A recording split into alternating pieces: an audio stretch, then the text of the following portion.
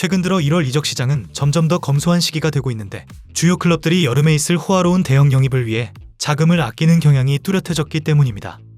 대신 많은 구단은 FA 시장으로 눈을 돌려 잠재적인 핵심 선수를 이적료 한 푼 없이 영입하기 위한 물밑 작업을 시작할 텐데 오늘은 2026년에 FA 자격을 얻게 될 현재 기준 최고의 선수들을 알아보도록 하겠습니다. 그럼 지금 바로 시작합니다. 먼저 소개할 선수는 리버풀 소속의 이브라이마 코나테입니다. 리버풀은 올여름 이브라이마 코나테를 이적료 없이 떠나보낼 가능성에 대해 점점 더 개의치 않는 분위기입니다. 25-26 시즌 전반기 리버풀의 무기력한 우승 타이틀 방어 과정에서 이 센터백의 주가가 곤두박질 쳤기 때문입니다. 지난 시즌 프리미어리그 우승의 주역이었던 이 프랑스 국가대표 수비수는 이번 시즌 들어 치명적인 실수를 연발하며 디펜딩 챔피언이 겪고 있는 부진의 결정적인 원인을 제공했습니다. 최근 리즈 유나이티드전에서 치명적인 페널티킥을 허용하는 어처구니 없는 파울을 범한 직후에 리버풀을 지휘하고 있는 아르네 슬롯 감독은 안타깝게도 그가 많은 부분을 잘 해내고 있지만 최근 들어 실점의 빌미가 되는 상황을 자주 만든다고 인터뷰를 남겼죠. 그의 폼 저하가 얼마나 심각한지 기정사실처럼 보였던 2026년 레알 마드리드로의 자유이적설조차 놀랍게도 물거품이 돼버리고 말았습니다. 레알이 코나테에 대해 오랫동안 유지해온 관심을 구체화하지 않기로 결정했기 때문입니다. 오히려 그가 안필드에 잔류하게 될 가능성도 남아있는 상황으로 그의 에이전트들이 구단과 계속 대화를 나누고 있다곤 하지만 코나테는 이번 시즌을 끝으로 리버풀을 떠날 가능성이 매우 높아 보이는 선수입니다. 다음으로 소개할 선수는 맨체스터 시티 소속의 베르나르두 실바입니다. 베르나르두 실바는 지난 수년 동안 바르셀로나와 그리고 그의 친정팀인 벤피카와 끊임없이 연결되며 맨체스터 시티와의 작별을 꾀해왔습니다. 그리고 그가 에티하드 스타디움에서의 계약 마지막 몇 달의 접어듦에 따라 마침내 떠날 시간이 다가온 것으로 보입니다.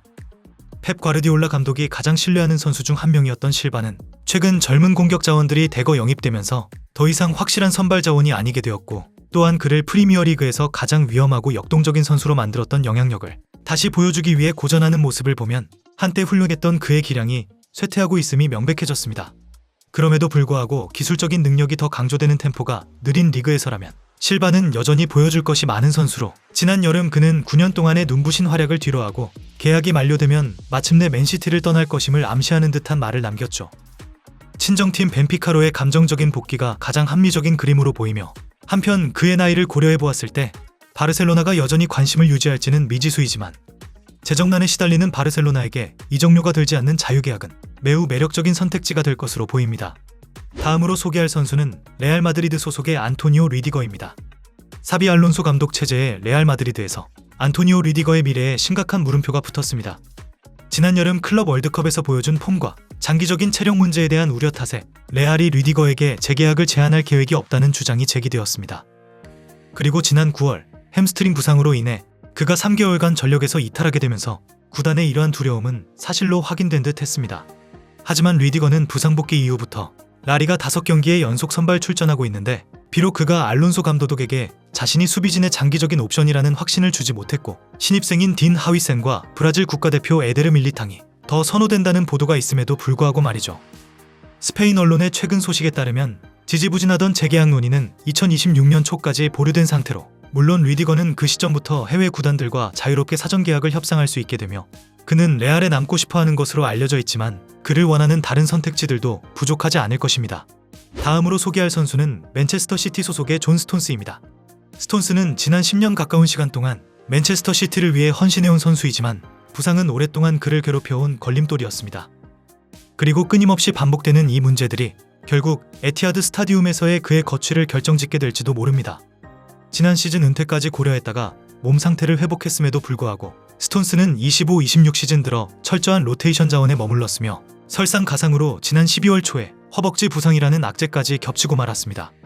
지난 10월 맨시티의 펩 과르디올라 감독은 구단은 스톤스를 위해 무엇이 최선인지 결정할 것이고 우리는 그가 어떤 활약을 보여줄지 지켜볼 것이며 그가 건강할 때 그는 팀의 핵심이자 선발 멤버로 트래블을 달성했던 해에 그는 정말 믿을 수 없는 활약을 펼쳤으나 그 이후로는 꾸준하게 경기에 나서지 못했기 때문에 우리는 상황을 지켜봐야만 한다고 인터뷰를 남겼었죠.